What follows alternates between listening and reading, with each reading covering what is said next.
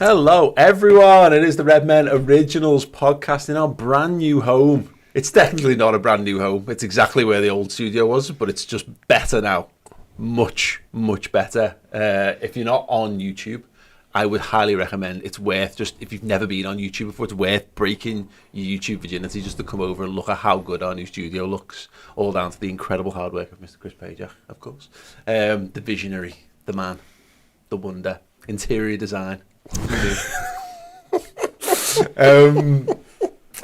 We are joined on the podcast this week by Ste Plunkett and Dan Clubb as well. It's good to be back after a little sojourn. I'm here. We're talking about the Mighty Reds. We're going to be discussing Liverpool's win over Manchester United. It was only a pre-season game, but we beat Manchester United 3-0, so it deserves as much attention as we can possibly give it. Saving the 7-0 for the first meeting between us over the season, I think. Just got to ramp up to these things, of course. And then in part two, we're going to be talking about the tour as a whole and maybe what our takeaways were from it, things we learned, interesting players that have impressed us, etc., etc. But I want to introduce our partnership for this season.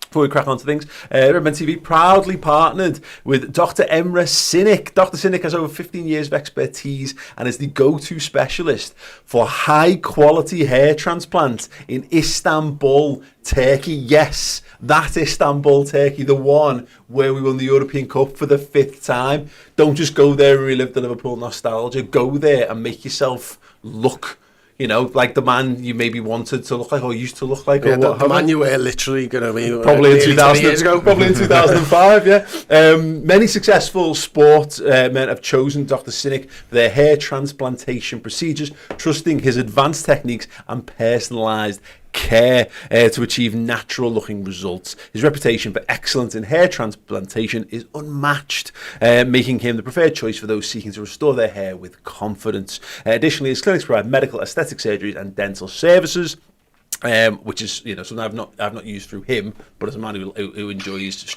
the effect of having straighter teeth, something that I've definitely been involved with in the past. Additionally, get involved with all that, all within a luxurious medical tourism package that includes premium accommodations and airport transfers. The link will be in the description underneath and what have you. But I was shocked with this because the amount of well-known footballers who've literally gone to this guy, and the one that I was most astounded by, Chris, Rivaldo? No. Who? Luis Garcia.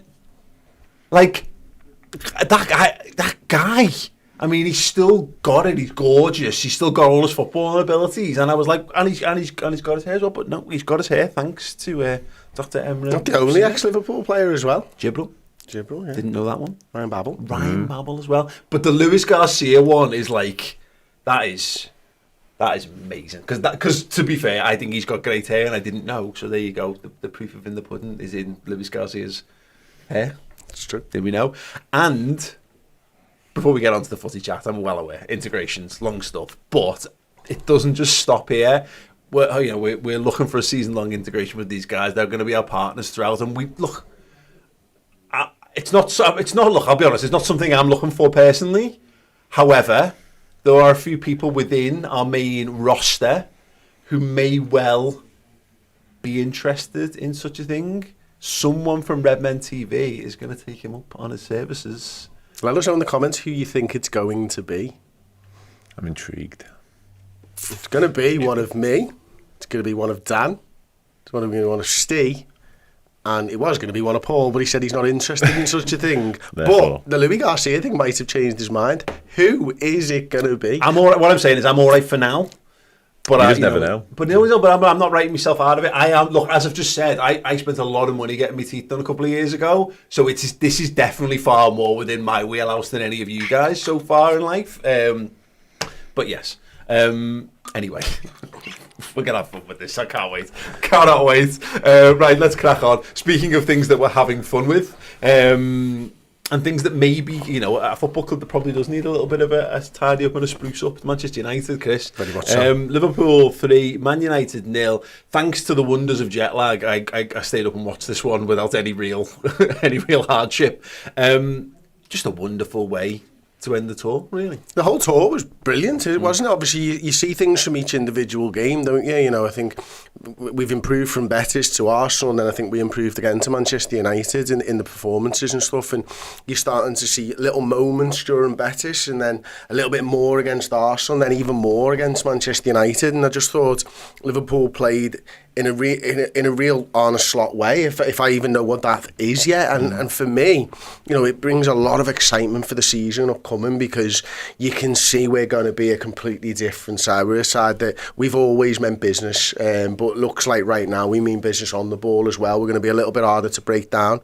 I think we're going to score goals. I think the players look like they're enjoying themselves as well. And you know, we've got a coach on the sideline who's not afraid to tell the players when they're doing something wrong. Yeah, I'm not sure that we're going to be harder to break down was something we necessarily learned from the Man United game, as they had a flurry of opportunities on goal, Steve. But I think what I like about that, and we'll talk more about our overall overriding learnings in part 2, of course, but like the manager's not happy with it, you know, and a lot of it is just, I think it's down to rustiness. I think we've seen that throughout the first 10 or 15 minutes. The defenders have all kind of struggled to play the ball out, and Konate kind of fell foul of it this time, but it was Vandenberg in the games before him. I think that game highlighted for me, we didn't half miss Virgil, because at times it was panic stations back there when it really didn't need to be. I think we invited a lot of trouble with the inability to have a calm head to play the right out ball rather than fire it anywhere. You know, Bradley got roasted for firing out the ground almost, didn't he, when there was an easy ball on to give it to someone as an out ball. So I agree, each game gave us something a little bit different to look at. The way we roll through several different formations in that matter of minutes. The fluidity there, wasn't there? It's really impressive. Good managers are often stubborn managers, and they stick by what they think is the right way to go. And you know, Klopp's been guilty of that in the past. As good as he's been, he's sometimes needed to switch it a little bit. I like the fact that sometimes it looks like we're playing with one winger, sometimes we're 4-4-2, sometimes we're 4-2-4. This variation we've got is going to make life very difficult for our opponents, I think, next season. Yeah, and this is the thing about all of this, Dan. It's still pre-season. You know, again, Konate in particular, it's his first minutes since coming back into the side. He's playing in a new system, a modification of how it plays on the wrong side of defence, with other guys in front of him, taking up different positions to the guys he was playing with last year, and being given a lot of the ball. And look, Konate, it's not his strength either. So actually being challenged with that, you know, it was a tough one for him to come through. But they were really the only major points. There was a couple of Liverpool's major issues in that game stemmed from lads who were trying to play passes and the passes didn't quite come off. Rather than us doing anything totally stupid, they're playing the way they're being asked to play. That sharpness will come with playing football. I think so as well, yeah. And I think, as you said there, it was a little bit ever-strewn, certainly the first 15-20 minutes. But I think there are sort of reasons as to why that was the case. Certainly in Konate's case, as much as there are question marks, and a lot of the explanation as to why he was out the side the back end of last season was his use of the ball and distribution, and Quanta's obviously exceptional at that. And Konate having a dodgy first 15-20 does sort of lend itself to that conversation rearing once again. But I think when you think a little bit deeper into it, in Konate, this is his first minutes under Arne Slot, of course, but probably more poignantly the fact he hasn't kicked the ball in anger for like nearly 2 months. I'd say barely did he played at all in the Euros for France. So there is an explanation as to why that is the case. But yeah, I think by and large we were relatively impressive even in the Manchester United game, but you're right, there's definitely errors in amongst it, and I guess that's to be expected with a new way of playing. You know, again, people getting the first minutes for a long time. So yeah, I've been really pleased with how we've gone about this tour, actually, in general, not just this game. I think there's so many positives to take from it, and so much we've learned and so much we can build upon. I enjoyed how rubbish Man United were, just to put that in there, Chris, because they and look, they've got loads of players out as well. They've still got players to come back. They've obviously got injuries as well. But even the difference. What's the game plan though, Paul? Well, no, but here we are. We're back here again. Hilarious. Like, you know, he had a thorough investigation at the end of the season, got a thorough review, and they went, oh, whatever, just carry on. And the difference in how they pressed compared to Betis and Arsenal. So, you know, Konate had a little sticky patch, but they were nowhere near as front foot. They tried, it was nowhere near as coordinated, and it even became more hilarious as the game wore on. Second half, when McTominay come on, and he's the only guy bursting through the middle, putting a press on, and you're watching it going, this is mad. And I get it. Again, they haven't got all their players there, etc. But like, Liverpool have been playing with patched up sides, nowhere near the team that they're going to play, but I can already see the lingering Jurgen Klopp identity plus what Slot's trying to put in well, place. that's it, isn't it? And I think from a Liverpool perspective, thinking about Manchester United, we've played a game against Arsenal where they are very front-footed, and we had a completely different challenge. That's what you want from pre-season games, because it's all well and good, but every side plays slightly differently. So how are you going to go against Arsenal? How are you going to go against Manchester United? That's how you win league titles, isn't it? Or you challenge for league titles. It is about how you adapt to different good teams and bad teams. Yeah, well, and playing teams to play in different ways. And, for my mind, I was really interested to see that Manchester United sat off a little bit more and made it more difficult for the defenders to get the pass into the midfielders, because that's a challenge that they're going to have to overcome at times. Not everyone is going to play with the high press, and therefore teams are going to sit in. Manchester United sat in almost straight away and made it difficult. And what did Liverpool do? They showed patience. They showed patience, just go back to the goalkeeper. And then all of a sudden, that first 5-10 minutes for me, as soon as the ball went into the likes of Kurt Jones or Ryan Gravenberch, it went back to the defence. But after 15-20 minutes, the Man United players were biting on that ball back to the defence, and they were turning them and going forwards. It was about how you build your game throughout the different 15-minute segments. Yeah, no, 100% on that. And when you see stuff like that, you start to understand why he's put the players that he's put in midfield. Some of it's necessity, just who's on the tour. But obviously not Szoboszlai for this game, but you see why he's been trying there, Curtis Jones, because all of a sudden you do want lads who are comfortable on the ball, because they're going to need to turn when they finally do bite, and teams like that do come out at you. What you don't want to do is get caught flat-footed in those situations. So again, piece by piece, game by game, we're starting to get a greater sense of a greater feel for what he's looking for. Yeah, and very early on as well, as Chris alluded to. Really good to see it already. We're 3 or 4 games in and under him, and he's clearly given us an identity, which is, we all sit and laugh at United because they don't have one and haven't had one for years. And as the game wears on and those players start to find their feet, and Manchester United try whatever they were trying to do, even the sitting off, giving us space, players pull those players around. It creates openings for other people. I was disappointed there wasn't more goals, to be honest with you. I thought United were that bad. They're going to have a shockingly long season, aren't they? Where the Premier League, you'd think it would go again in terms of standard, and some of the team, Villas and people like that, would improve again.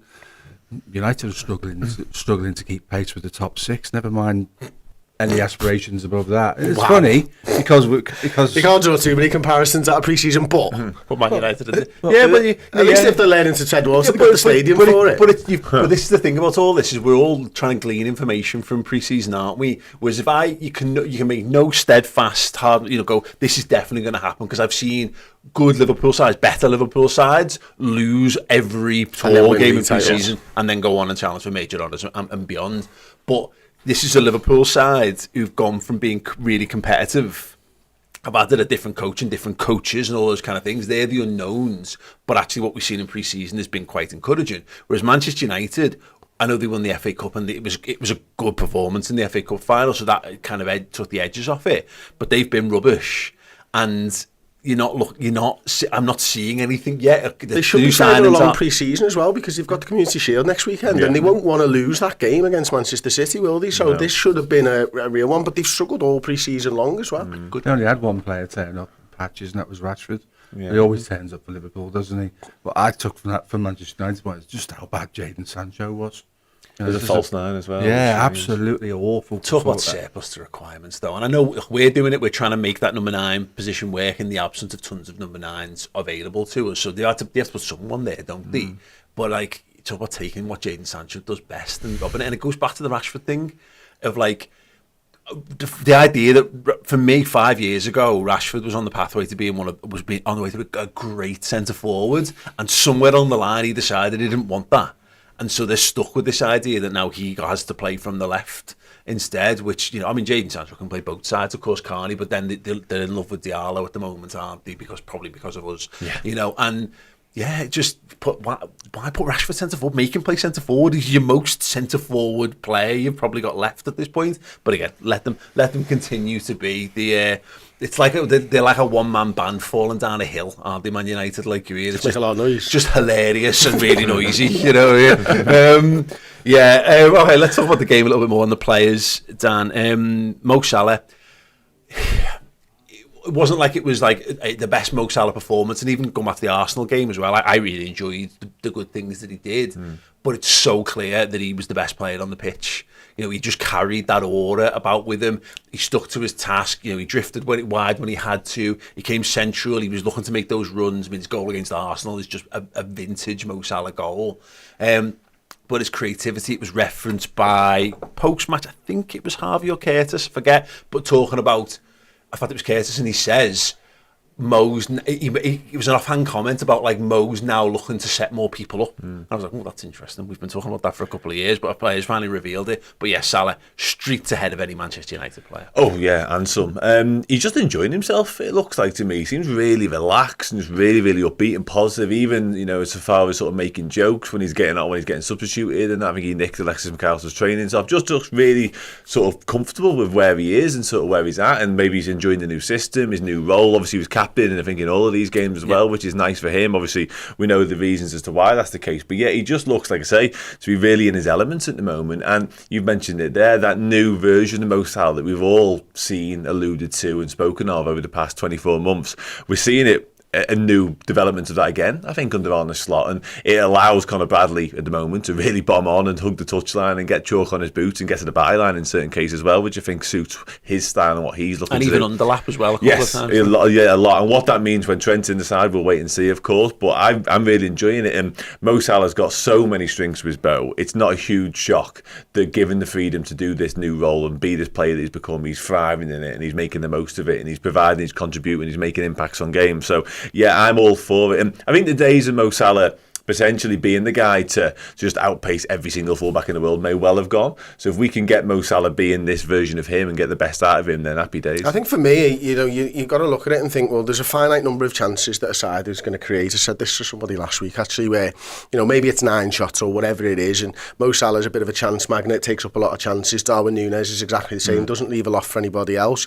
I think when you're Jurgen Klopp and you're managing Liverpool and you've had Mo Salah for years, the natural inclination is to let Mo continue to take a lot of those chances. But if you are thinking of building a side around Darwin Núñez, if you're Arne Slot, then you're going to have to change it. And the best way to change that is right at the start. And if it is to become more of a creator, then Salah, you know, will hopefully take up that mantle, is open to it as well. But I think the other thing on it all is he looks like, you know, they say, don't they, you know, change is as good as a rest. And I think it looks like that's having an effect on Mo Salah right now, be that the training behind the scenes and how happy he looks to be involved in it, and just the different methodology behind the coaching at the moment. It seems to have given him a new lease of life so far this early on into pre-season. There's probably something as well where they've gone, we're going to make you guys less injured. And they've got, oh, thank God. Yes, please. Yes, please. Yes, please. Whoa, great, yeah. Fantastic. Because I've had one injury and I don't want another one. Yeah. But he looks like, and we saw a bit of this over the last couple of years, his role's definitely modified, hasn't it? I think for me, it was when we won the Charity Shield and I saw him walking around. It was after his did we sign his contract that summer? But he was walking around like, this is my football club. And I got a real sense of this time around. New haircut, looks like he means business. He's probably been told quite clearly what his role is going to be, and that is going to be like, we're going to tune you up so that we get the best Mo Salah. And you know this, and because the easiest sell for me for Mo Salah is going, because he wants to play every game, but I'd be going, Mo, you fall off a cliff the last 6 weeks of every season. We need you at the end. Yeah.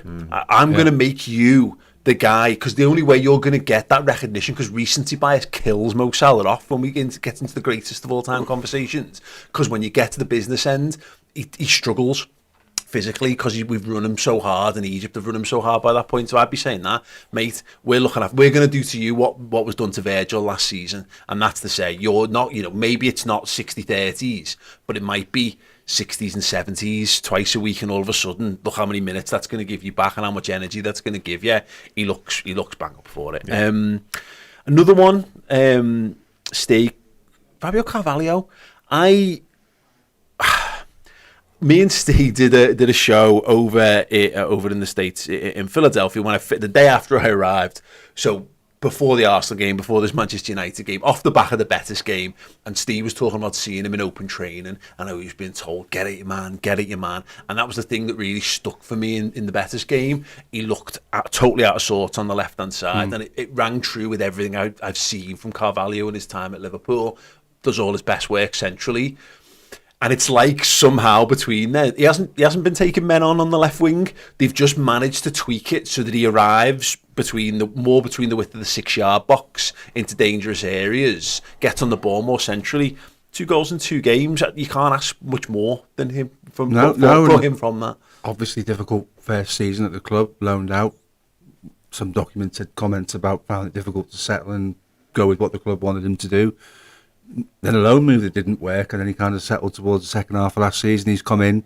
You're right, and it's good to see that they did identify something. They did move his position slightly, and whilst he still occupied a left-sided position, he did come in quite a bit more, and he's got his 2 goals from that perspective. So interesting to see, because he's a very technical footballer. You can see that, and his goal dug it out of his feet with no backlift for the one against United, and then there's the volley where he's watched it come over his shoulder, and that's a really, really hard technique, because defender's not far away, and I think you might get clattered there, mightn't you? But still work for him to do to be all the things that we hoped he would be. But some really, really promising signs, and also the fact that it is pre-season, it is 3 games, but they're already starting to see how they can, like you just pointed out, make the adjustments to his game, where he becomes a player that features more rather than being on the periphery of a game and wondering where he gets his opportunity from. Those are goals that Luis Diaz doesn't score.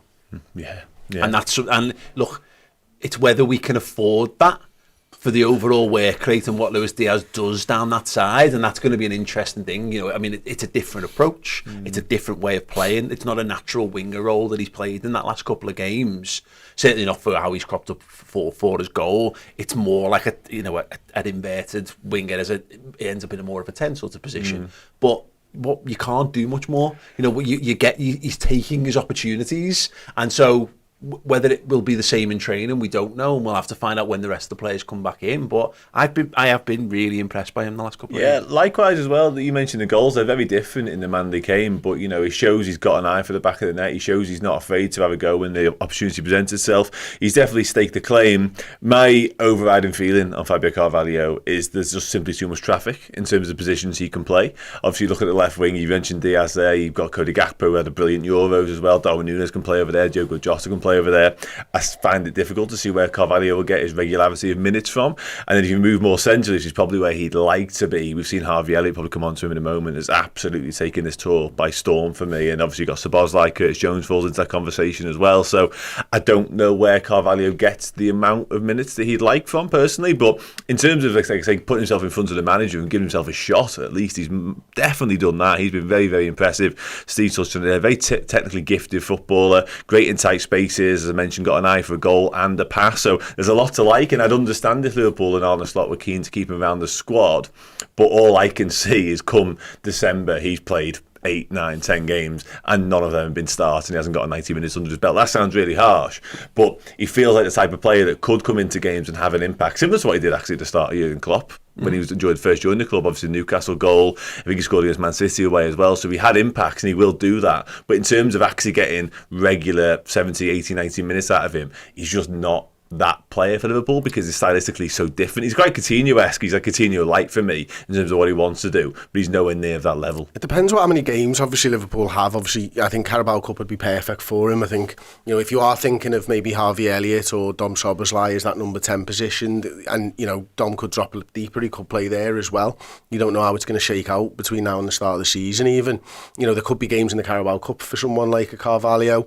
Depends what your draw's like for the Champions League, but obviously with those 8 early doors Champions League games as opposed to 6. I know it goes into January and stuff like that, but there's a lot of football to be played. You don't want to be running your squad into the ground. I can see minutes in that sort of 10 position for him, certainly with a few maybe from the left-hand side as well, but it's whether you're right, it's whether it's enough really to warrant turning down maybe a 20-25 million pound bid. And look, Liverpool are playing it perfectly, and so is he.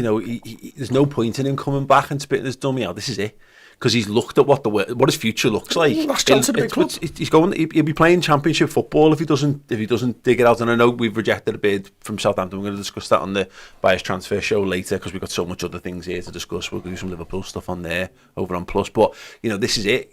He's had a look around now. That's what his career is going to look like. It's going to look like at best mid-tier European clubs or low-end Premier League, high-end Championship. And he was that 3 years ago, or 2 years ago, whatever. So yeah, it's worked that well for him, and that Liverpool have played a blinder with it as well. Slot's not throwing the baby out with the ball because no point. He's a Liverpool player. work with him, see what you can get out of him, and if we can get someone who can contribute this season, great. If not, it's someone who's going to put £20 million in the coffers, and all of a sudden, you know, that's when you go and make your move, and it gives you more freedom to decide what you want to do with that position next. So yeah, good on him. Two very Carvalho goals. He's got that unique knack of being in the right place at the right time. Mention that Community Shield, a win over Man City. There's that, like Darwin Núñez, a chance, and Carvalho is just there. He knows where to be. That's something you can't teach. It's something that he possesses. It's such a shame that Diaz doesn't have exactly what he's got, because the two of them would be a fantastic player. Yeah. I was sat watching this game on the telly going, if I could give almost every one of our attacking players the instinct that he has, it would improve every one of our attacking players, apart from maybe Jota. I think has got it already. Yeah. Curtis, Chris, I thought it was another pretty accomplished midfield performance. It was one of those where I'm always on edge with Curtis Jones because I like him so much, and I know he's such a polarising fact for person for, you know, in his words. What did he call them? Knobs or dicks? Either way. I think he was copying your words anyway. Bell ends on the internet. So there's a couple of times when he held on too long. There's one where a counter-attack, he gets tackled and gets dispossessed. But actually, just in terms of his general fluidity on the ball, I've enjoyed watching Curtis Jones play centre midfield for Liverpool. I've enjoyed watching him, but I must admit I've not been thoroughly impressed with him. I thought he was better against Manchester United than he was against Arsenal. Too many mistakes against Arsenal for me. But I also will say this and caveat it with, it's a new position for Curtis Jones and he's learning something new. It's, you know, we were talking about it on the news show before. It's why I don't think I think it'll take Trent a long time to learn centre midfield. You know, you've got Curtis Jones, who's a midfielder trying to learn a slightly new position in midfield, who's struggling with the amount of bodies around him and the limited time that he's got on the ball. I think he's made improvements in each and every game, which is exactly what you want to see of pre-season when you are learning something new. I'm interested to see how far he can take that role, whether it does become his or whether we decide that actually we need somebody who's maybe even a little bit better in tight spaces, because the one thing that's sort of I've been a little bit concerned about is it's when he's dribbling that he's losing it, and he does like to dribble a lot, and that's not what Curtis Jones has done for Liverpool. When he's dribbled, he's normally got himself out of trouble more often than not. So it's going to be a period of adaptation, but I will say this as well. It's the same for everybody. I could see us being sat here in a month or 2 months' time, and I can imagine that people are going to go, why are we continuing to do this, building out from the back stuff? It's not working. It's going to take time. We're going to all have to just suck it and see, unfortunately. It's going to take a long time for Liverpool to become masters of what Arne Slot wants us to do and how we build out from the back, and you've got to put your trust in these players. You can't just go, well, he's had 3 pre-season games, Chris, now fuck him off. It's not going to work. That's not going to improve him. It's not going to improve Liverpool, because you're going to have to get somebody else in to try and do exactly the same and go through the same hardships as Curtis has sort of gone with on this tour. It's telling, Steve, that he's played. I mean, Lendo didn't for the last 2, did he? Exactly. You know, and bear in mind, he picks up the injury against Betis. I don't think anyone expected him to see him in the Arsenal game. He's played, and we've tried other people alongside Curtis Jones. It's like in the manager's head so far, that's Curtis's position, and I'll get everyone else their minutes around him. And obviously, Gravenberch, it's only his first availability in the United game, of course. But actually, yeah, Curtis took on the senior role. I thought those two as well, typified by his goal, because my little concern with them two is I think they're very similar, very similar types of players, and then you're left with a potential Gerrard Lampard kind of who's the one who wants to be the one who gets who has the responsibility of staying back. And I thought Curtis actually, you know, in getting it up front, getting in the box, getting his goal as well, really added something. Yeah, the goal was really pleasing. I think you look at centre midfield, that 2 role in the middle, and you look at Gravenberch and you look at Jones, you could teach both of them something, and I think Gravenberch's closest to the line with this is his first touch ends him a little bit more space for his second touch to be a pass away. He still doesn't do it as well as you'd like. There's still times you think, well, it's a bit of a lazy ball. And then with Jones has 4 or 5 touches. It was always so nice to watch with Henderson and think your 4th touch shouldn't be the pass because all the options in front of you are gone. And that can sometimes be where you receive a ball. It's not always necessarily the player's problem. But I think, you know, when Gravenberch signed, the first things Klopp said is this boy's tremendous in tight spaces. He came out and said it, and you need to be in there. And he's probably, as I say, he's a bit quicker to get the ball out of his feet than Curtis is. And that's a thing that he's going to have to learn, adapting from left wing, where you want the ball close to your feet. You want 6 touches to position yourself to go past someone. That's okay.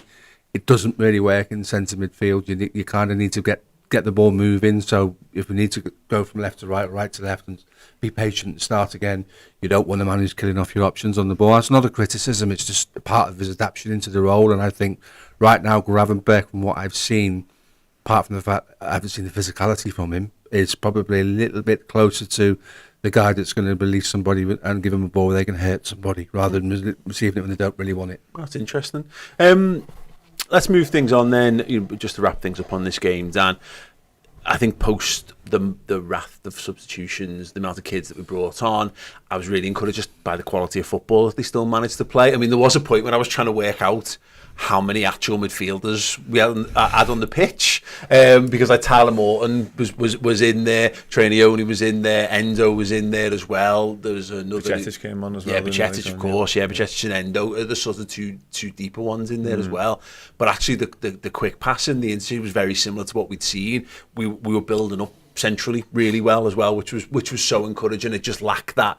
One more goal would have really put the sort of icing on the cherry on the top of the cake. Yeah, and it would probably deserved, I think, certainly in terms of balance of play and stuff like that. We know our keepers were perhaps busier than we'd have liked. There were still wrinkles to iron out back there. And I think you touched on it earlier, Paul, about Arne Slot being so sort of candid in his assessments of games. I really like that. It's quite refreshing. He came out and said, United, he might have even gone as far as saying United probably deserved more from it, which I wasn't in love with. But he's probably right as well, because they created too many chances, and that just shows you he is a perfectionist. So he will want more, and he hasn't seen anywhere near the finished product yet, which I think we're all aware of too. But yeah, I think we ended the game well. Certainly we considered the amount of changes and the youthful look to the side as well. I mean, over the course, we're going to speak more about the tour in general, but over the course of the tour, some of the youngsters have really come to the fore and really shone, haven't they? There's so much to be excited about in there. But I think they all acquitted themselves brilliantly, to be honest with you. I think Tyler Morton's had a really impressive little period as well. He's put himself potentially in some shop windows, if not in front of Arne Slot. So, yeah, finished the game strongly. I think you're right. I think if we had more of a cutting edge or more of a clinical striker up top, we might have added to the scoreline and might have made it a bit more attractive and maybe even more reflective of the game. But yeah, overall, I think there's loads of positives to take. And I kind of ended all three games thinking that, to be honest with you. There's loads of sort of, again, little problems and little things you could sort out. I've been impressed with the build-up. I've been impressed with the shift in how patient we are and the fluidity of the formations and all that sort of stuff. But at the end of each and every one of these games, including the Manchester United one, I just kind of went, well, that was really pleasant. That was really nice. And I can see what we're trying to be. And to do that, and we mentioned, we all laughed about United and the identity or the lack thereof, and to come away from these games so early on in a new manager's tenure speaks volumes of what we got here. I think one of the things that I've been so impressed with, with the young lads coming through and stuff, is it's got me thinking about the last 14 years that we've been doing this, and the last 30 odd years of being a Liverpool fan, and I do not think for a single season the strength of the kids and the youngsters has ever been as close to the first team as right now. And I think you can see from your best player to the worst, it was always like that. And I think at the moment it's like that. It's really... Imagine Daddy Shark to Baby Shark. Podcast listeners. It really is. And across the board for all the young players, they've all had little moments in some way, shape or form. And, that was evidenced obviously last season. Yaros deserves a lot of credit. Klopp deserves a lot of credit. Everyone working behind the scenes at Liverpool and the academy work, deserves Matos, sorry, rather than Yaros, I think I said then, deserves loads and loads of credit, because we saw obviously in the Carabao Cup what these lads can achieve, and it means that the future's bright, doesn't it? That's what you look at now and you think it doesn't matter if you can just drop one in at times, we're going to be absolutely sound. Pre-season used to be about one or two young lads. We joke about Danny Pacheco constantly every summer on this, because it was like, can't wait to see Danny Pacheco get a chance. Suso was one for a couple of years, particularly early on under Klopp. And you're like, these are going to be, this is the lad. Whereas you're right, there's like a dozen of them, and there's some who are slightly more advanced than others. There's others we haven't even seen. Obviously, Jayden Danns hasn't been on the tour. Bobby Clark's not been on the tour either. But then obviously, if you talk about the likes of Trainioni, has been really probably one of the standouts of the truly really young ones. But yeah, we've got a broad spectrum of really talented footballers there, and I thought just something Dan sort of touched on there, Steve, is second halves, much more control from Liverpool, even with those changes. Compared to Arsenal, I think it does show the levels, because Arsenal still had some threat by the time the second half rolled around. But I enjoyed both second halves in different ways. I enjoyed that Liverpool didn't go, I think I said this in my post-match video from the Arsenal game, under Jurgen Klopp, it's just keep going. Just keep trying to score more goals. There were plenty of opportunities in that game where we went, nah, you're all right, we're winning. Who gives a shit? There's no point in us smashing balls further forward. Don't be quick on the counter. Just hold the ball. So we maintained a reasonable amount of control, even though Arsenal were probably the dominant team. Whereas second half against United, we had dominance, we had the ball. We probably could have won the game more convincingly as well. So 2 encouraging second halves with heavily changed sides, but in different ways. Well, all these youngsters are really malleable, aren't they, at the moment? Yeah. And they're like soaking everything up, all the info they can be given, they're soaking it up. I think for the fair, and you made the good point a second ago, Chris, I think for the first time in years, I think the club genuinely believes we've got some lads who will go all the way and be fixtures in the first team at some point in their career. We've kind of all hoped that would happen, and you made a couple of names there which were very sort of relevant to the point I'm making, in that these guys will go on and be successful footballers in their own right, hopefully at Liverpool Football Club, but the information they're being given and the way that they're learning from a new coaching setup, there's no bad habits from years of another club before you came to Liverpool and thinking you actually know more than you do. It's kind of right, listen to what I'm going to tell you, because you'll learn so much from listening to what I'm going to tell you. And they're all dead keen to take it on board, and they all love the journey they're on. They're all 100% subscribed to what they're trying to do. And they've got belief. They've got belief they're going to do it too, and that makes a massive difference. And your point about the sort of the big chasm between the two, always set your training sessions up to cater for your best players, not your worst players. Yeah. And then the worst players, if they're good enough, they'll come up somewhere up the journey to reach that point. And I think we're seeing that now more than ever, and it's really pleasing to watch. And the fact that, we talk about this, the young players that he's taken, he could quite easily, he's been watching training sessions and he's been analysing this squad before he's even got in the door. There will surely be a few players who he's had the nod and he's even gone himself, he won't be the one. We're not going to have any need for him. But actually, take them on the tour, train them, work with them, give them that confidence boost, give them the opportunity to surprise you as well. We will have lads go out the door in the next few weeks who we might be surprised to see a few go out, because that happens every time a new manager comes in.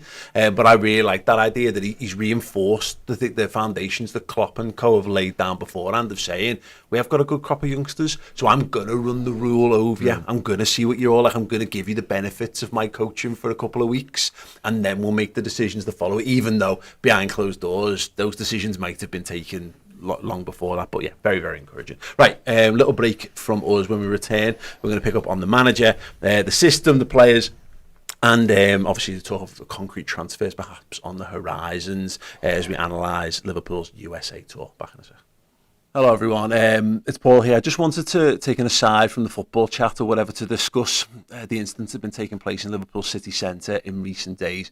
Obviously, these purportedly stem back to the absolutely horrific death of 3 young girls in Southport, but these have been used as a sort of dog whistle to incite racist and far-right actions and activities across Liverpool city that have left a very, very horrendously bad taste in the mouth, really. And really, people talk often to us and say, don't mix politics and football. I don't see this as a political issue. I see it as a human issue. And what I just wanted to reiterate really was the stance of everyone here at Redmen TV, that racism has no place in Liverpool.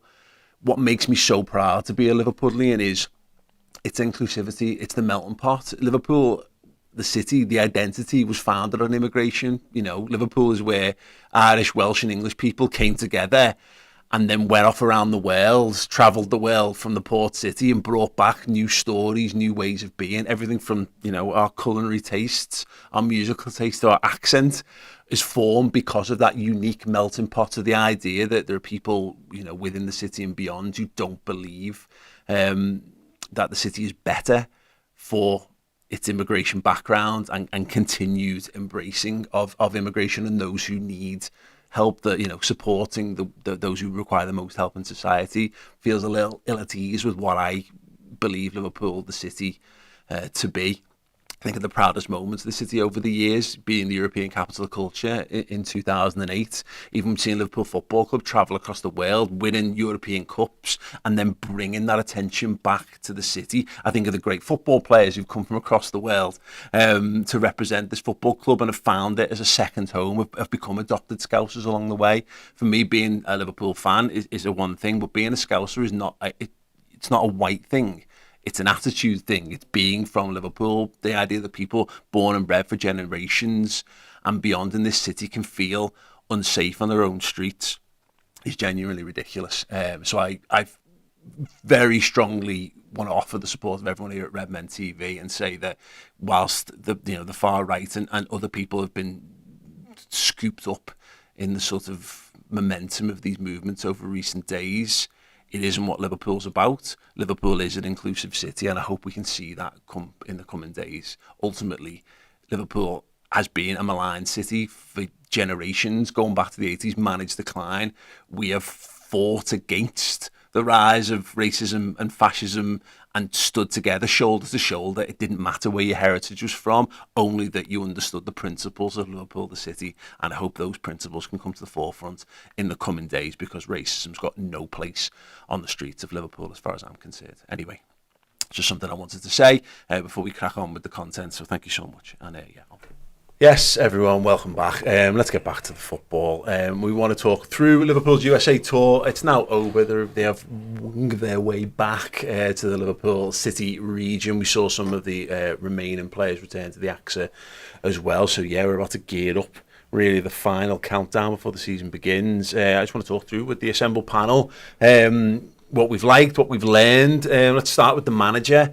Chris, I thought it was interesting. I don't know whether you saw it, that his pre-match interview in like the corridor somewhere. I didn't see this one, no. So he was asked about like the game and whatever, and it was almost like apropos of nothing. He was like very, very clear and very keen to stress that Manchester United play a very different style of football to Liverpool. You know, about like, I wanted to kind of lean into the aspects of almost them parking the bus and we're going to want the ball and we're going to dominate and stuff. And it's interesting because it goes all the way back to the press conference, the one that you were in, of course, that he's very keen to put down misinterpretations or misconceptions about what type of manager he is and what type of Liverpool, without doing, I think, like a Brendan Rodgers style, like, let's get everyone in and have me literally sit you down and explain it all. But he keeps taking these little moments just to remind everyone that what he's doing is an attacking brand of football. It's a possession brand of football. It's an exciting brand of football. Doesn't like the numbers either when you talk formations. Trust me on that one. No. Like, he doesn't suffer fool gladly. I can speak from experience being the fool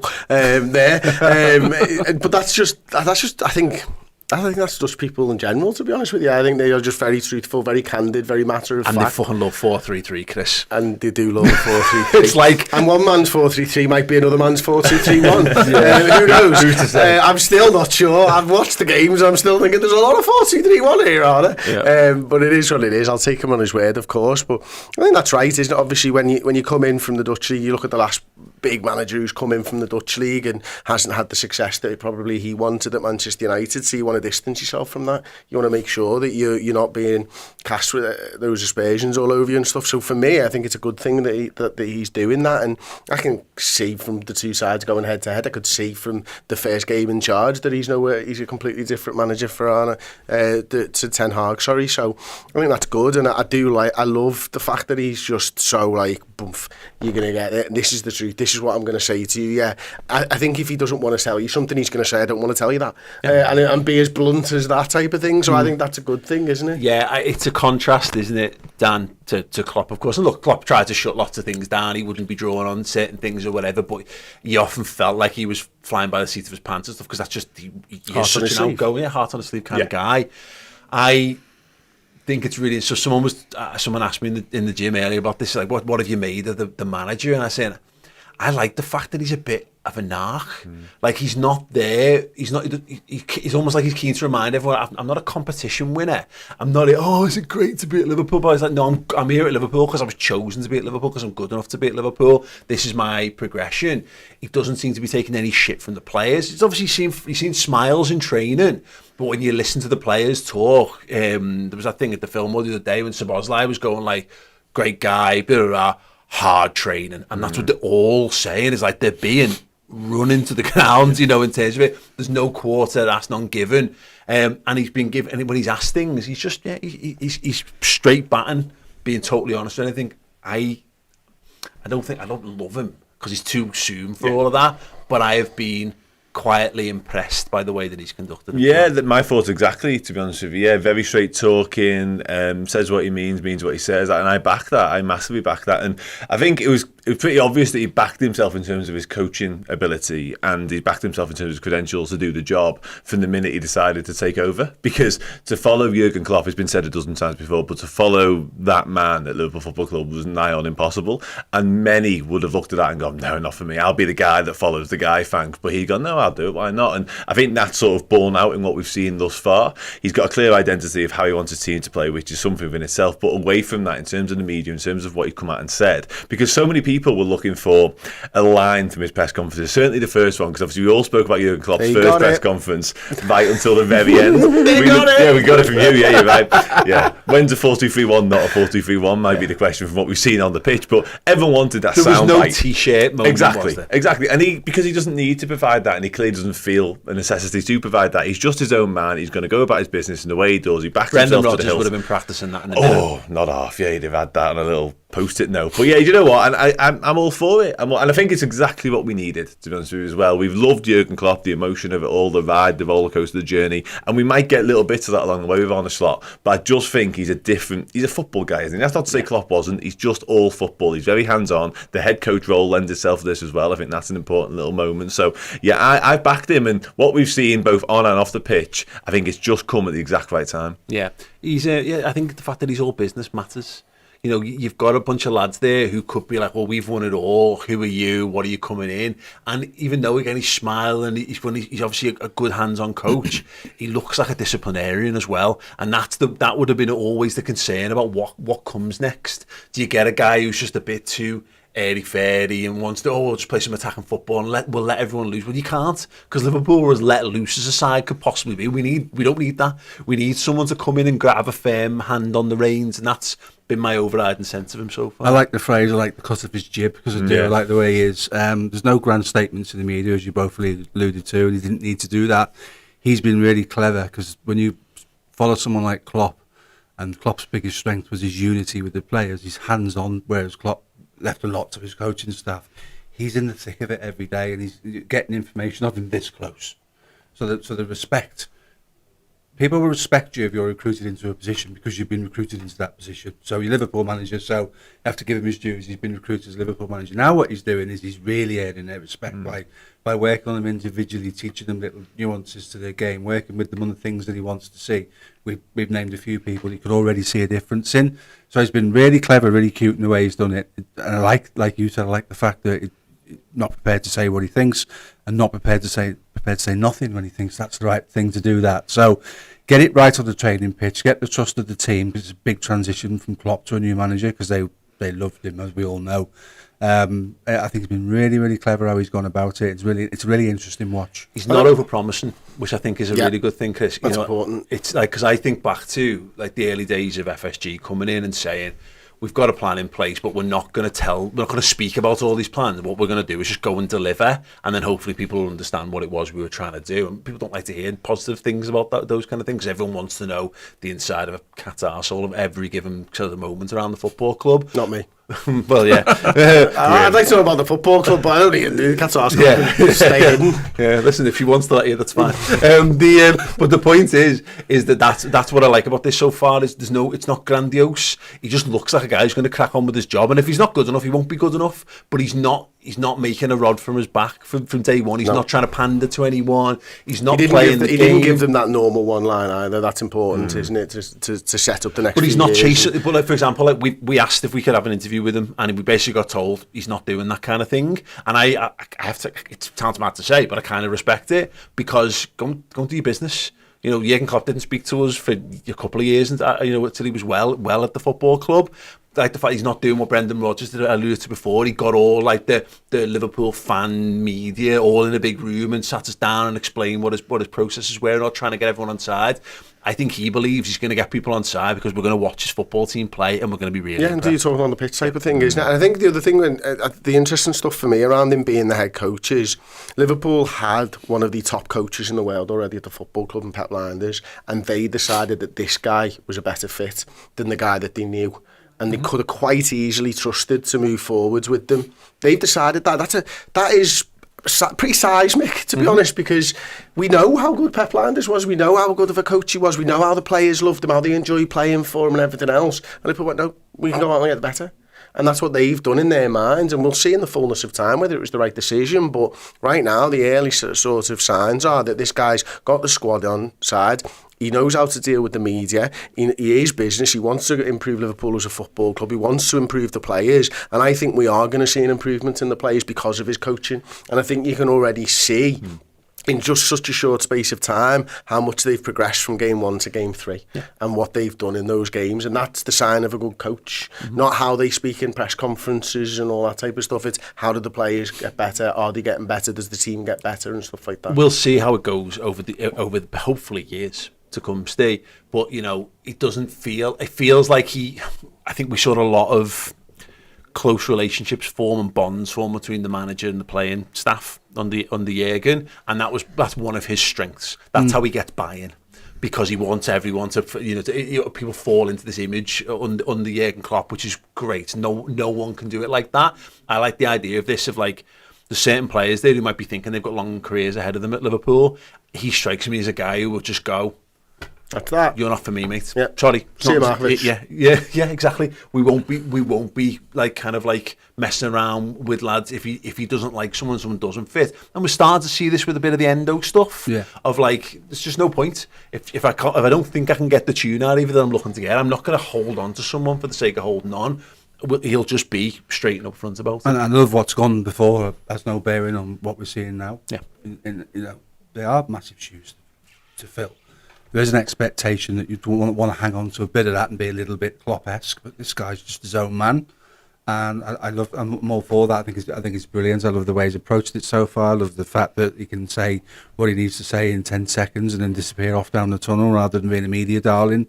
That media darlings don't necessarily win trophies, do they? So, I really, it's really refreshing the way he's gone about it, and he's not hampered by his predecessor at the moment. Yeah, just to hark back to the Manchester United thing, again, what Liverpool need is that we don't need words, we need actions, and that's been my thing about him. He's not the guy who's going to give us this big character who's going to get a big arms round us and go, oh God, I'm sure this guy's got it. Like, Ange Postecoglou might have done that for us to some extent. Someone who's the personality is the driving force behind it. Again, he's going to be the proof of the pudding's in the eating kind of guy. But the Man United thing, it's like, it seems like they're just repeating the same mistakes again, where they've got more big brash talkers in the building, constantly in the media, constantly making the same mistakes over and over again. And I know it's bending some people's heads, and I've said, look, I've been off for 2 months, so I haven't been at the coalface of it like you guys have. But you were saying to it before, you're seeing in Liverpool fans getting pissed off because we're not seeing moves in the transfer markets and all that. Just look at the assurance with which they're conducting themselves at the moment. I actually feel really relaxed about everything because of just how well managed it's all been so far. And look, people can find crises anywhere they want to look if you really want to manufacture them or whatever, but I've enjoyed, I said, the cut of his jib, the way the manager's handled himself, married with the bits of football we've seen so far. I can't wait to see what he does next. Chris, system. We've used the line in conversation already. When is a 4-2-3-1 not a 4-2-3-1?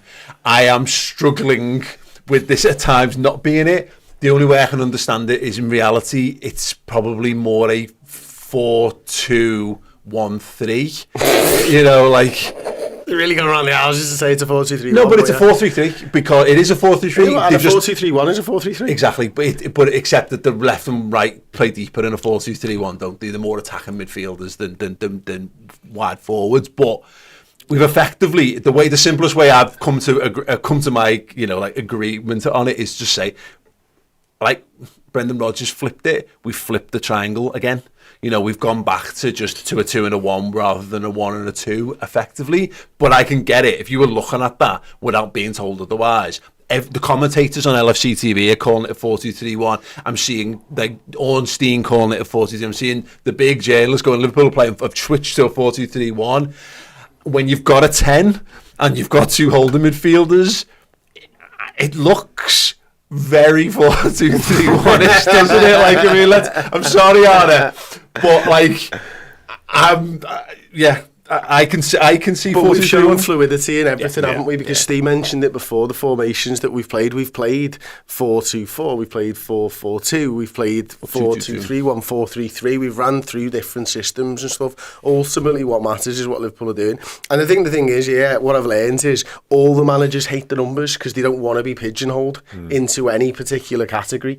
And Slot's certainly one of those guys. But what we are seeing in terms of the system is, I saw the first 2 games a very compact 4-4-2 formation to defend. I thought that changed against Manchester United slightly, and they used Harvey Elliott and Diogo Jota in a slightly different way, and the 2 wide forwards in a slightly different way. So we did defend in a bit more of a pseudo 4-2-3-1 formation. That's how you get around it, by the way. Use the word pseudo in there. Yeah, just throw it in there. I don't really know what pseudo means. But it sounds great. Like, yeah, exactly, doesn't it? So I think we defended in a slightly different manner in the last game, and I find that interesting as well, but what we do is we get numbers in. The one thing I would say about the game against Manchester United, just on the defensive side of things, I felt our breakdown and where a lot of Manchester United chances came from, we were so compact over to one side that their outball from Casemiro to the left wing to Rashford was where we really struggled. And I think that's going to be something that we didn't see in the previous 2 games when we did slot into a bit more of a 4-4-2 in defensive shape and stuff. So I thought that was really interesting, thought it worth mentioning as well. I can think of 2 of Rashford's attempts that come from that type of thing.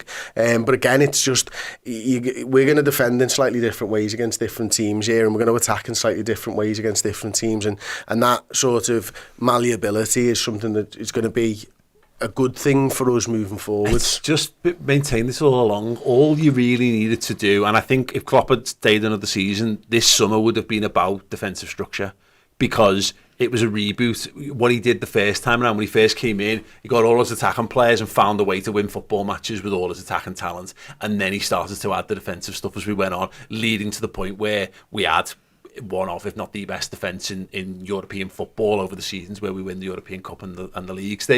We needed to do that again, and if Slot's bringing that, then great. Because that's really all. But the difference there is that we obviously changed coaches during that time as well, and obviously Lander's influence was different. I think you're right. The point would have been to get it. Steve made a fascinating point, which we ended up talking about on the deep dive last Monday on the podcast. And Steve's point was, from a build-up point of view, but the slow build-up, the steady build-up makes us better defensively because we're in much better positions, and we actually talked about that on the deep dive as well. I just not considered it from that point of view before. Moreover, we were doing watch-alongs last season. I feel like it was the Villa game, and it was the one where they scored, it was a Tielemans goal from the edge of the box, and our 2 defensive midfielders nominally on the pitch are McAllister and Endo, and they're both on the edge of the 6-yard box, having killed themselves to get back into to defend, but not back into shape, because they don't know what the shape is, because we clearly haven't worked on it. If someone's that stuff, yeah, absolutely, because that will help. But if you just let everyone know, Steve, where they're meant to be in a variety of situations when play breaks down, we will be far more defensively sound this season just for that. Should be able to press a button on a DVD from a pre-recording from a game and everybody be where they need to be. Yeah, at any point, you know what I mean, where they should be. And I'll go back to your question, sorry to do this, but his answer was, we will be a variety of different things at different stages in the game, and we've already seen that. We've already seen all of those different formations, and with the Carvalho coming in off the wing, we're almost not playing with another winger out there. It's kind of a bit lopsided, and that lends itself to overload of play. So I think there's a lot more still to come from this, because he's doing this with players that ordinarily, if we all sat and wrote the team for the first game of the season, a lot of those guys aren't in it. So there's a different level of ability to come in to work with. They're all back in training now. So I think we'll start to see that improve again, because those are more seasoned players with more experience that can sometimes make adjustments themselves on the pitch rather than it need to come off the line, because you've got to have lieutenants on the pitch that identified. That was Henderson's biggest plus point, wasn't it? He was able to identify areas of concern and deal with them and articulate it in the right way. And when you're asking, your youngsters to do that, it becomes difficult. But he's already evidenced the answer to your question, and what your question has opened up this as a topic, a debating piece. And he didn't just say it for the sake of saying it; he said it because it's true, and I find that absolutely fascinating. Yeah. I think what's interesting, because I think, look, for most casual football fans, Dan, the defensive structure It's boring. You know what I mean? No one really cares. It's going to be one of those situations. If Liverpool concede less stupid goals and therefore win more games, then we'll just be made up that it's happening rather than we're concerned with the process of how we're stopping it from happening.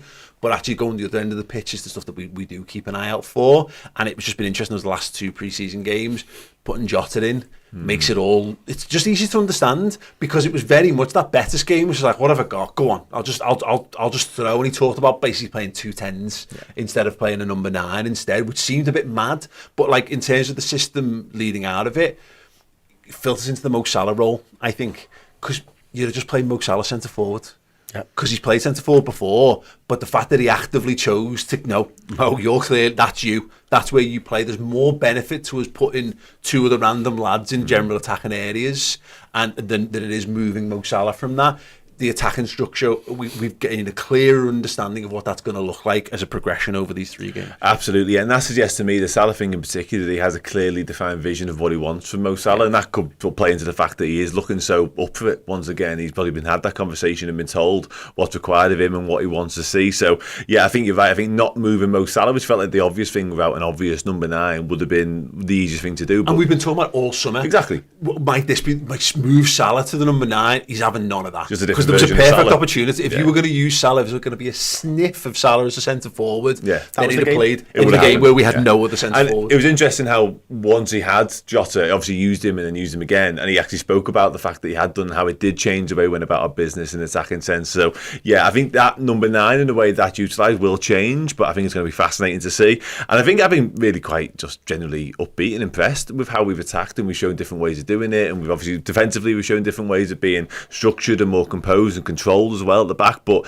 yeah, we have so many different strings to our bow, and again, to come back to the point Steve made a moment ago, without many of the real big hitters from an attacking viewpoint. Obviously there's Van Dijk of this world not there, Alisson from the goalkeeping department, but really where we've been lacking is up top, and yet still we found ways to score relatively freely over these last few games. So loads and loads of positives, and yeah, I think in terms of what we're going to see moving forwards, that number 9 and the usage of it, particularly when it's Darwin Núñez, he is going to be absolutely integral, and I'm so excited to see what him being probably the main guy and a bit of the focal point, with sort of Salah playing second fiddle might be doing a bit of a disservice, but something like that will be really interesting. Yeah, absolutely. Let's move on to the players then. Who impressed you didn't expect to be impressed by? Oh, that's a different question to the agenda completely. Is that the what it exact says? question? I rate it. On the, I didn't. I want to hear it now. Who impressed you? Who you didn't expect to be impressed by? I just read who impressed you. That I didn't. Let me throw out one to kick off. Kostas Tsimikas. He was good. I was very much of this mindset of like, well, he'll just naturally get moved on, and we might yet, but actually, I forget sometimes, because we do this, like, he constantly has to reprove himself because he's not Andy Robertson, and we've had this so much talk about the changing role of fullbacks. He's a really good left back. He is a left back. He's not outstanding defensively. He's not got amazing pace. He's not a technical wizard of a dribbler. But we've had so many dog shit fullbacks, and we forget this because we've been blessed with the best in the world for like the last 9 years, that he is just such a good, solid, do your job and actually do it quite well. Made up that he got his goal as well, because you can see how much it mattered to him. But he did all the stuff. I just had no concerns watching him play left back for Liverpool, and he become a forgotten man for me. I think the player that's probably impressed me the most is probably that I didn't expect to be, is someone that Dan will have known about for a long time, is Trey Nyoni. I think I expected to be impressed by him, but I didn't expect to be impressed by him in like a double pivot or anything like that. Like, that was truly like, and also I didn't really expect that we'd have the best player in the world on our books just playing in our unders as a kid. Like, that was a bit of a shock to me. Like, I mean, I'd imagine I would have heard about that, but apparently not. I mean, Dan did tell me, and I just didn't believe him, basically. So yeah, I think he's been massively impressive, hasn't he? Yeah, no, I must admit he's one where, I mean, I think we do need to be careful, don't we, Dan, at 17, that there's not too much on there. But I mentioned earlier in the podcast, Curtis has played, Trey Nyoni's played. Like, Tyler Morton's there, who is 21, has got 2 seasons of experience in the Championship, had 2 really good seasons as well. Is well integrated into the football club, more physically developed. He could have easily just brought Tyler Morton on there, but he's trusted the 17-year-old. It speaks volumes as well. Yeah, I find it hard to temper my excitement expectations when it comes to training on it. I think he's unbelievable. He's so gifted. Like, he's such a technician. He's used to the ball. His first thought is always, what can I do moving forwards? How can I make us a threat? How can I make us dangerous in attack? Everything he does is positive. He's just, honestly, he's a joy to watch. So much that has been, and his progression through the ranks actually last season, into so much that he actually ended up playing first team game under Jurgen Klopp, of course, came on the FA Cup win at Southampton, but started in the 18s, just looked a level above that at the age of 16, frightening.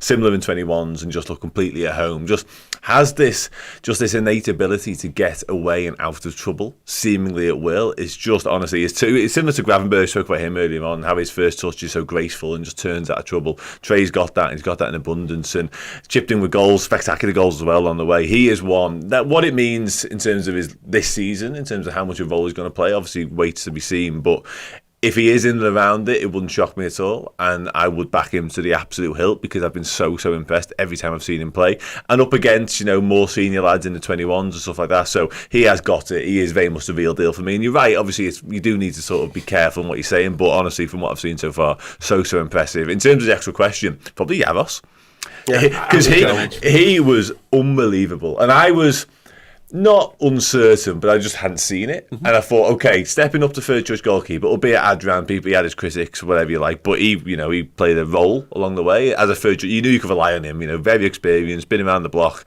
and then some, played in big games for us. So to sort of replace him with Jaros, a bit like, oh, what does that look like? Certainly with Kelleher's future being somewhat up in the air still, I was uncertain, but now I'm like, yeah, found the goalkeeping department, thank you, John Achterberg, is in very good hands, because he was incredible. I thought exactly the same, watching him come on to that point where I looked at him and it didn't register with me that I wasn't looking at Kelleher.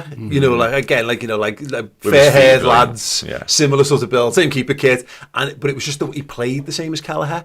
He was unflustered, give me the ball, and even when you go, oh, it's quite tight, that, mate, you've not got a lot of space. I mean, look, not quite at Kelleher's level, but understandably so, because he's not there in his development yet, but it just looks a good goal. He made some good saves. Again, looked totally competent, which I think is actually a high praise for a young goalkeeper coming into the side. Massive as well. I know that sounds silly, but it actually goes a long way when you're a goalkeeper. Like, with young goalkeepers in particular, they can look a little bit lightweight, a little bit slight almost. Jaros, none of that. He is an absolute unit. And I think, again, you mentioned that it's so imperative in the modern game, and certainly the way Arne Slot wants us to play with building out from the back, that he's got that with his feet. He looks to have it with his feet. Steve?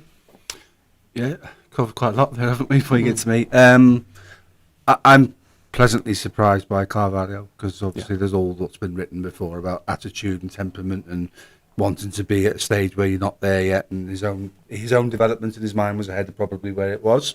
But I've been pleasantly surprised watching him, and obviously all the names that you've just mentioned, it's kind of cool to be sat here. There's 4 or 5 names we've just talked about, and it bodes well for us that all of them are getting the sort of plaudits.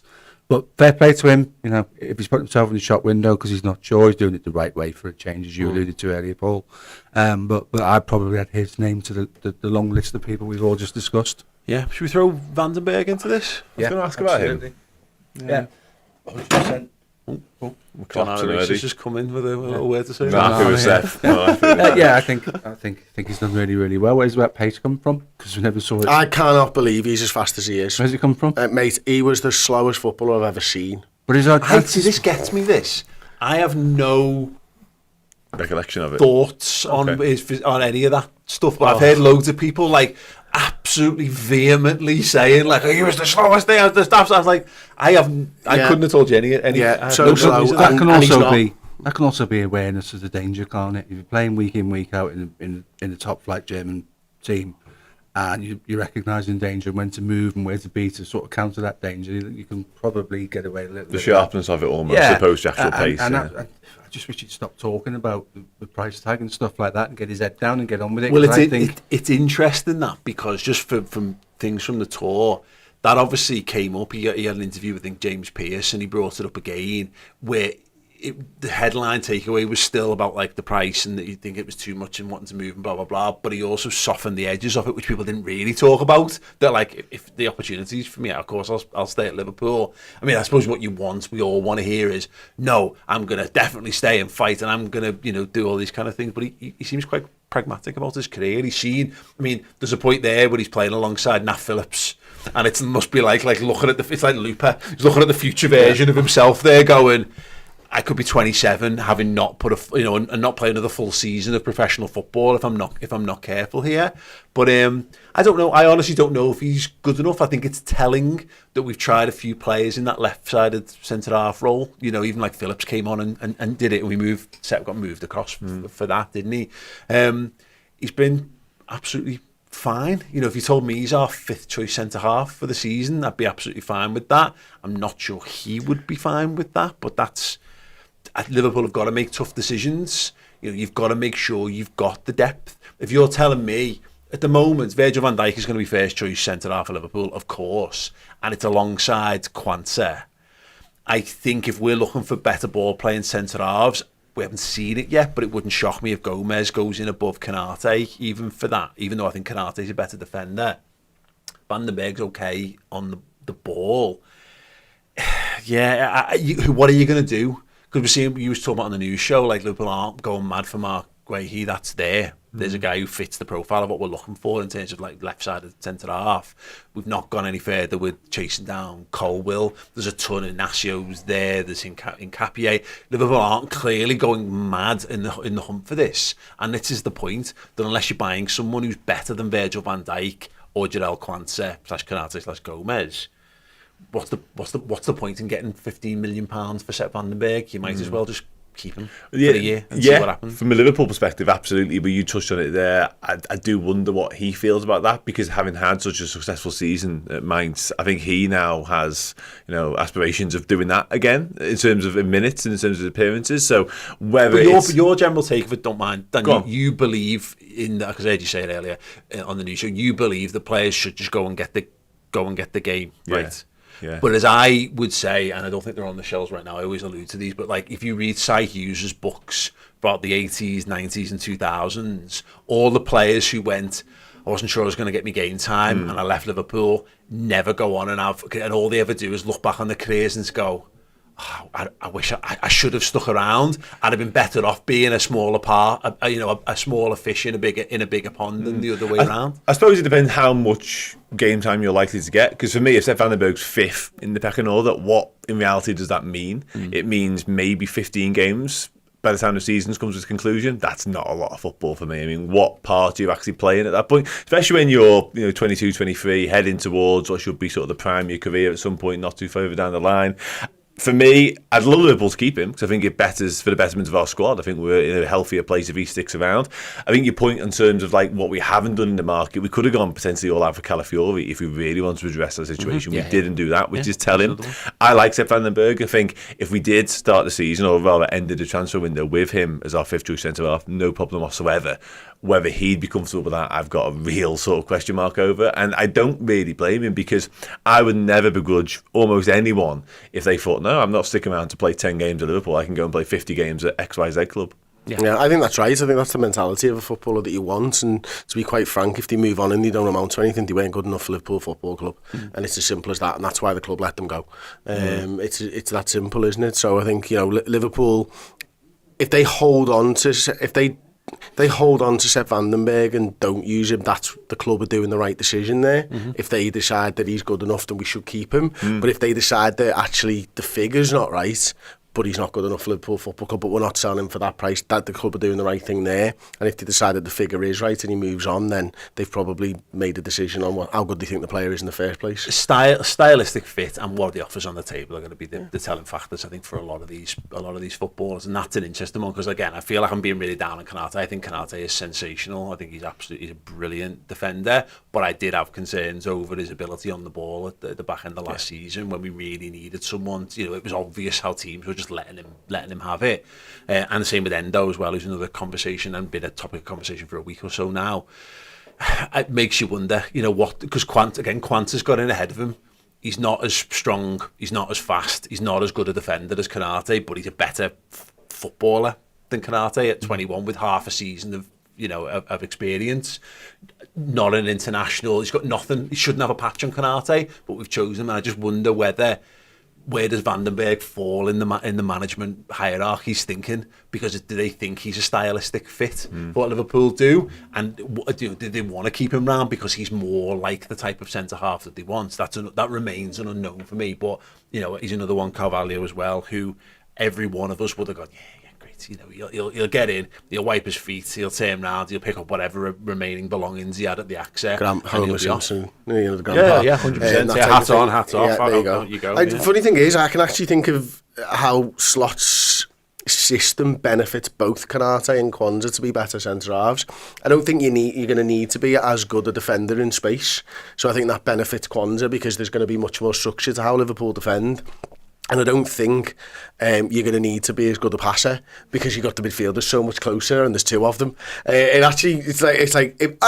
still don't know who's the best fit for Liverpool because it works both ways for them, doesn't it? It's funny. Yeah. The biggest question with Konate is how do you stop him diving out to the base of your midfield? How do you stop him diving out to the base of your midfield and selling your whole defence down the river? Because at times he's so keen to go and nick it, because we became a team that nicked the ball and get on the transition really quickly, and he probably did that more often than he should have done. So for me, that's the biggest question: how do you curtail that in someone that it's become a feature of his game? And when we have conceded down that side, if you rerun and watch the goals, there's times he should have stayed instead of gone to try and nick the ball. So it's an interesting season for him. After his European Cup final performance, you wouldn't believe he'd be sitting here having this conversation about him. But season's a long time in football, and Quanta's emergence has really put that under the spotlight, hasn't it? It's a good problem to have. Yeah, absolutely, yeah. Without a doubt. Okay, we got a super chat coming in also. Luke Burns has been a member for 49 months as a cult hero here on YouTube. Big 49. Also love that new studio, looks incredible. Thank you so much, mate. Surab Patil says, guys, so what's the realistic expectation from LFC this season if we don't end up signing anyone based on last season, and considering this being Slot's first season, another top four and a good cup run? Go on, Chris. What do you think? I think he's probably about right. I think that's probably where I would expect Liverpool to Without go. Signing. Without signings, yeah. And without losing players as well, therefore, I suppose. I think one of the things that we're going to have is some teething problems in the first few months of the season. I see that as absolutely the norm, and I'm braced for it myself and understand why. I hope that's not the case, by the way, but I think it's going to be the case. And then I think as we get to the business end of the season, we probably get better. And those points that we lost earlier on are counterbalanced by the extra points that we've won later on in the season. And it evens out around about the same, but I do think there's an opportunity where we get better. I think it's hard. It's going to be difficult for Liverpool to get better with no signings, but that can absolutely be the case. You know what it's like? You get a new manager in and you get a good start, and all of a sudden you build up this head of steam and there's this togetherness within the squad that feel like they can't get beaten and no one's worked us out and all this type of stuff, and all of a sudden you could be fighting at the top of the table, and we've got the players who can do that. We've got the players who can win trophies and stuff. So yeah, I want Liverpool to sign players still. I want them to be integrated into the side, but I do think we'll be just as good, if not better, than last season regardless. My thoughts on the signings thing is Wataru Endo is the greatest example of what we've been talking about for years and getting criticism for, like, defending Liverpool's transfer strategy of when you don't get the right player, it's fine. But when you buy a stopgap, it's fine. Look, I thought that I enjoyed Endo last season. I warmed to him as the season went on. I wasn't impressed at the start, and by mid-season, I thought he was really good, but I did think that tailed off as well. If Liverpool are going to buy a number 6, which is what I think is the one that everyone would probably go, and I said this at the season finished, I said you've got to look at Rodri and you've got to look at Declan Rice, and they're the two teams you're competing against. I think you need someone in that bracket of quality to be able to compete with City and Arsenal, because we had it in Fabinho before he fell off a cliff. City bought Rodri as a reaction to us having Fabinho, because that's what you needed all of a sudden. If you can't go out and get that, then I'm understanding of that, because Rodri is just stupid. He's next level. Stupid how good. I don't even think Declan Rice is on his level, if I'm being honest. I think he's fine. I think he's a good footballer, but I'm not sure he was £100 million didn't make him better than Rodri or as good as Rodri. So I think you have to be careful. And Endo is, for me, is the example of what happens if you don't get the right. And what we've seen so far is, I don't fully understand who plays where in our midfield just yet, because right now we've got a lot of lads who look more suited to the 10 than a double 8. But equally, I've seen Bajcetic on the ball look really good, even his passing's been a bit wild. I think Curtis Jones has looked really good on the ball in terms of turning it round. Szoboszlai okay, Gravenberch okay, so we've not seen McAllister playing there just yet. I don't think we have a clear understanding of what that sort of looks like, but if you could get a transformative 6, I don't really see what this squad lacks in any, other than more of something in particular. No, I tend to agree. I think that the needle moving signing would be the 6, albeit it'd be a 6 in inverted commas, because I don't think we need that destroyer. Me and Chris spoke about this earlier. It's more of that. Need Rodri. Yeah, you're more of the hype. I still, maybe even less of a Rodri. I think Rodri is that, but I think maybe even a more ball-playing one, if I'm being honest with you. More the hybrid, that do-it-all type midfielder. But I think you're right. I think that would be priority number 1 for me. I think as much as we talk about how much minutes or how many minutes does a 4th or 5th choice centre-back get, I think if Sepp van den Berg was to leave, I'd like to see us bring one in, but it would be a left-sided one to take some of the minutes off Virgil van Dijk and maybe even do a little bit of left-back, depending on what the picture looked like there by the end of the window. My only other sort of where I'd turn next in terms of transfers would be a backup to Mo Salah, because for me the drop off between, if it's not Mo Salah, who is it on the right wing, is massive. I know we've seen bits of Luis Diaz, I know we've seen bits of Diogo Jota, but A, I don't love either of them out there, and B, they could be playing elsewhere when that's happening, so that doesn't work.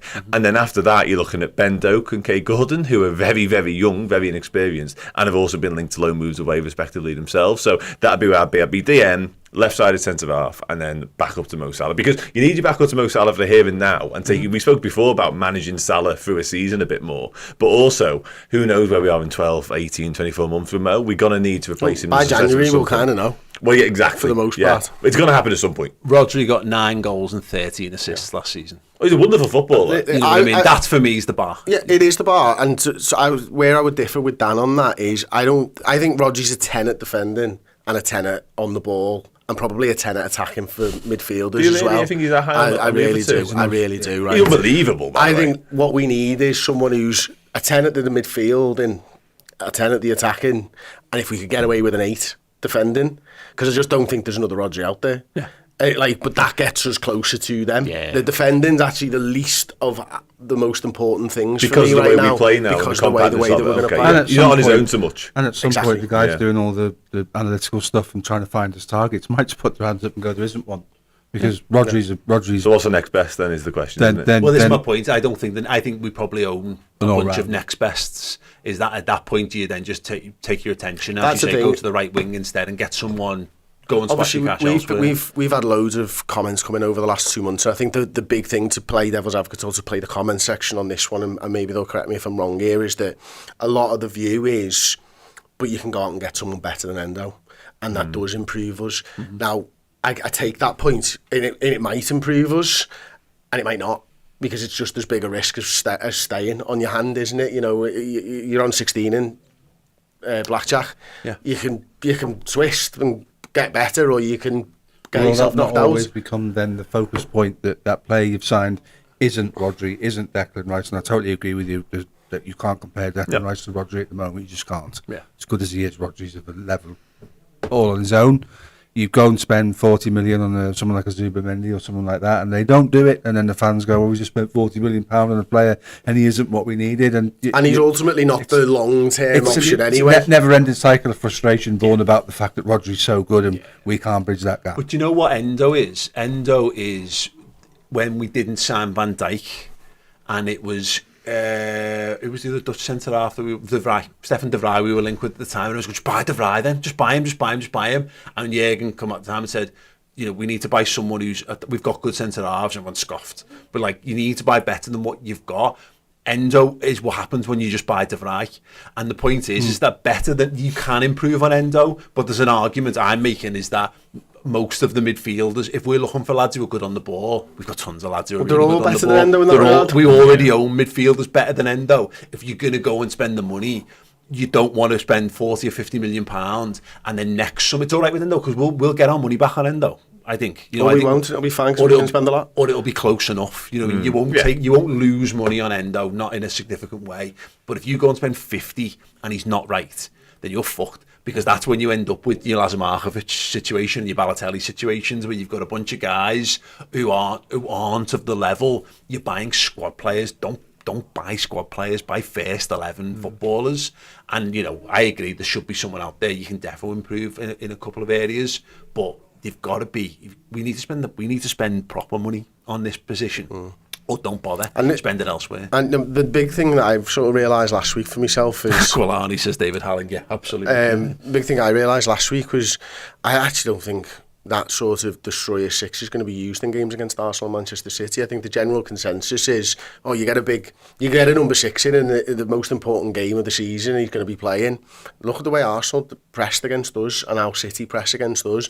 The most important thing for Arne Slot is having the football. Yeah, and the best option of having the football is your best ball playing midfielder. And that is why Jorginho played the 6 in the big games exclusively last season, and Declan Rice moved further forwards. Jorginho is a shite 6 by comparison to Declan Rice, but he's better on the ball and he can get you building on the ball, and when you want to dominate the ball in big games, that's the player. So Alexis McAllister is going to play that in those big games. He's probably going to play it all season long, and someone alongside him who's just as good on the ball is more important than having Endo to get the ball back. It's just the way it is. So where do you go with that information? You go and buy a brilliant ball playing midfielder.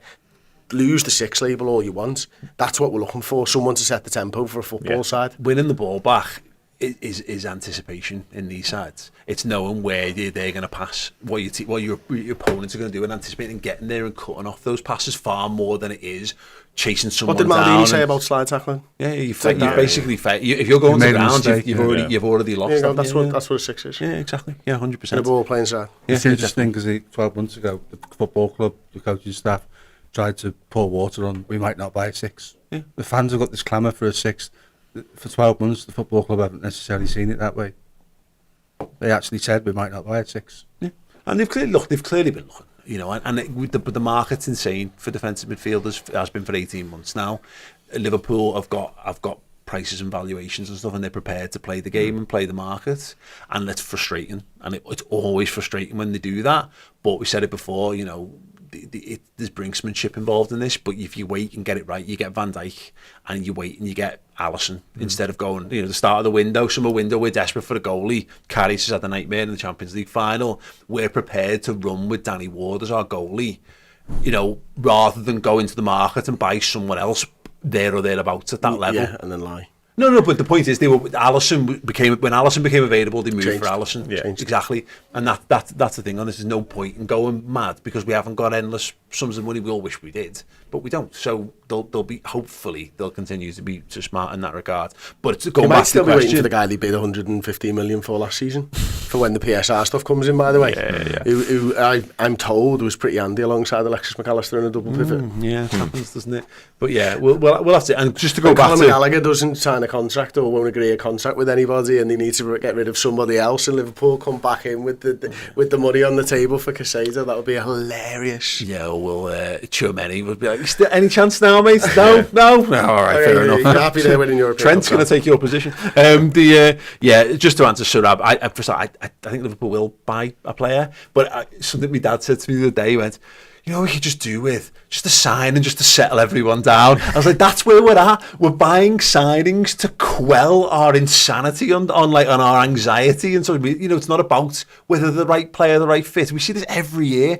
Man United bought Ronaldo, and everyone's heads fell off. I remember going, he's 100 years old and he's a knobhead and he doesn't fit how they play and how modern teams want to play anymore. It'll be a disaster. No, but they've done all this, and he was shite, and it happens time and time again. Bah, just don't worry about it. It'll be fine. Just enjoy the footy. Okay. Liverpool are expected to start concrete transfers from this week.